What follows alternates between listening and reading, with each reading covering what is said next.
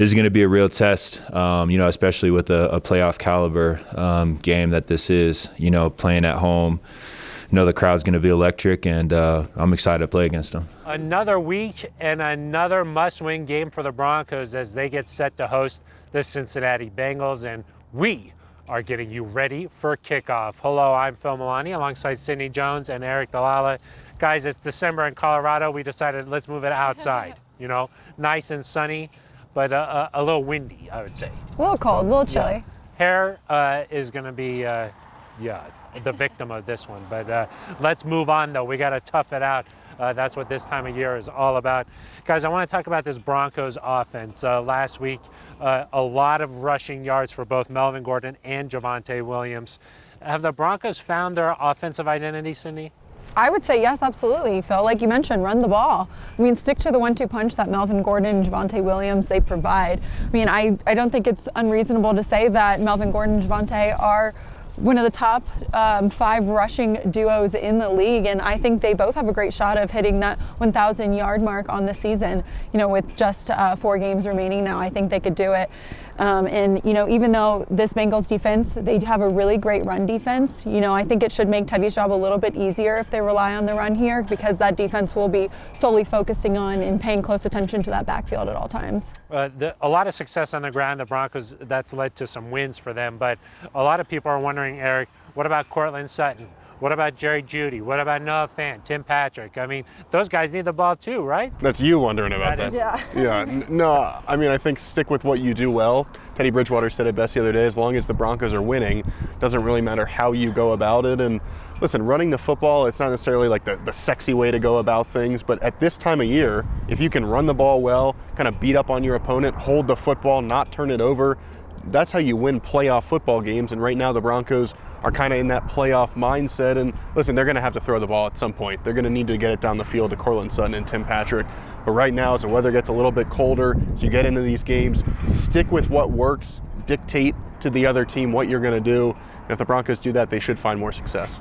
Teddy said that he saw another team out there find some success just running the ball. Here's that soundbite.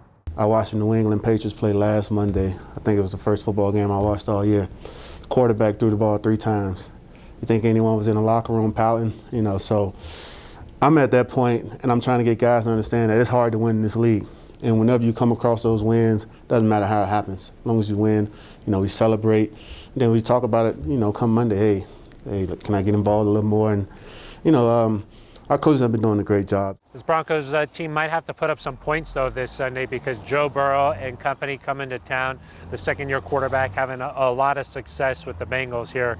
Sydney, how do you think that he might try and challenge this Broncos defense?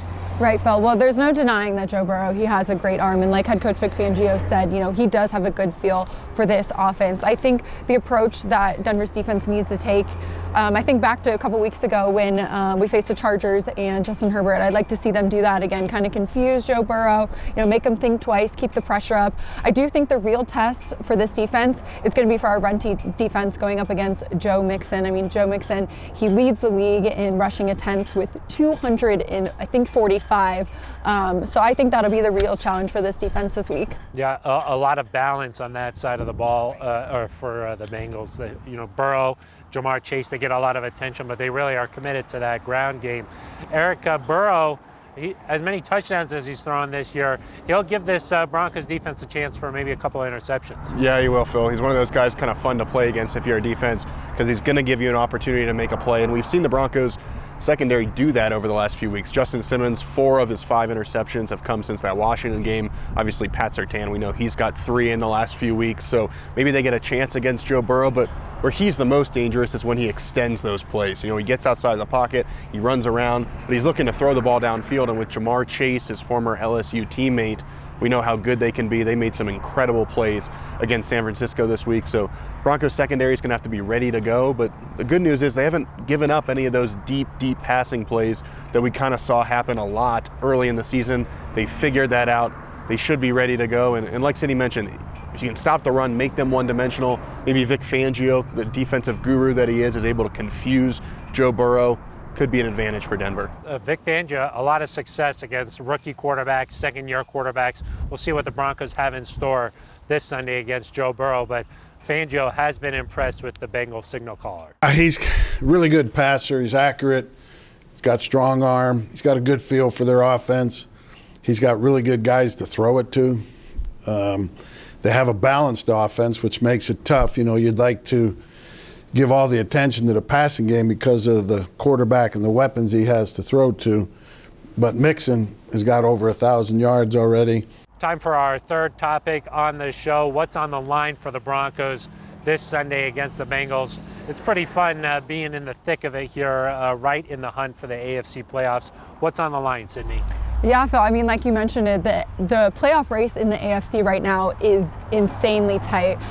One of the tightest we've seen in recent years. And, you know, as much as a playoff spot is on the line here against the Bengals, you know, I think keeping confidence for this team is a huge part of it too. I mean, if you look just at the past 4 weeks, you know, a win this weekend would mean 3 wins in the past 4 games. And I think a win this weekend would also mean, you know, this team gets in that good groove, you know, mentally and positionally for the last couple weeks of the season going up against division opponents. Yeah, 3 division opponents after this week. That's going to be really big for the Broncos.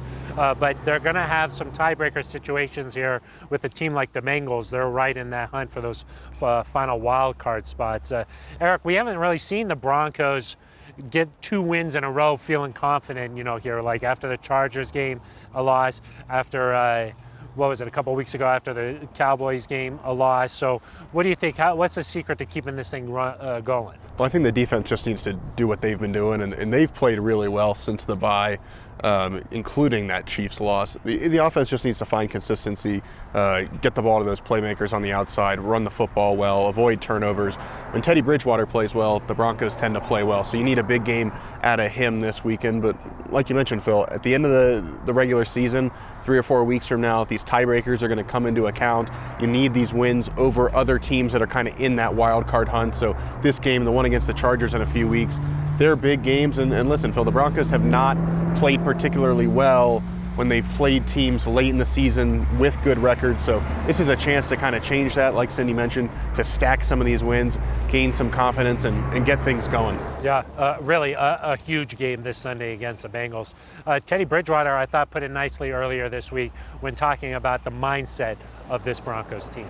It doesn't feel like it's week 15 or whatever week it is right now. Guys are still bringing that same energy as if it was week 1 or 2, and that's exciting for this team. You know, we got a great group of veterans, then we got a solid group of young players, and you know, combining that energy and combining that wisdom and the talent, combining it all together, you know, it's a recipe to try to make a run these next couple of weeks. Time now for our favorite part of the show, score predictions. This is where we tell you exactly what's going to happen on Friday, 2 days before the game.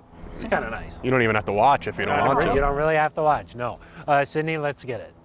I'm going to go 27-24 Broncos, Phil. I think it will be a close game, and I think it will be a tough fight from both teams. Like you mentioned, both are 7-6, looking for a playoff spot. But, you know, since this game is at home, I think home field advantage will help the Broncos out here. You are listening to the Neutral Zone again. I know you. Maybe we just think alike, Phil. Great minds think alike. Exactly, Sydney. Okay, Eric?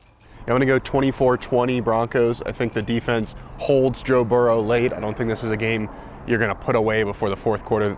That guy's just too good. He keeps coming after you. But I do think the Broncos come up with a late defensive stand, get the win.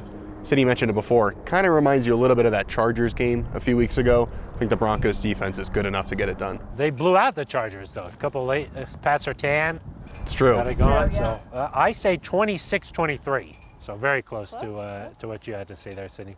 I do think that Burrow and company, they'll be able to find some success at some point in this game. So 23, I know that's high for this Broncos defense, but I think we're all predicting a pretty close game here. Definitely a playoff atmosphere at Empower Field at Mile High when kickoff comes on Sunday. That's going to do it for us. For Eric Dalal and Cindy Jones, I'm Phil Milani. This has been Ready for Kickoff.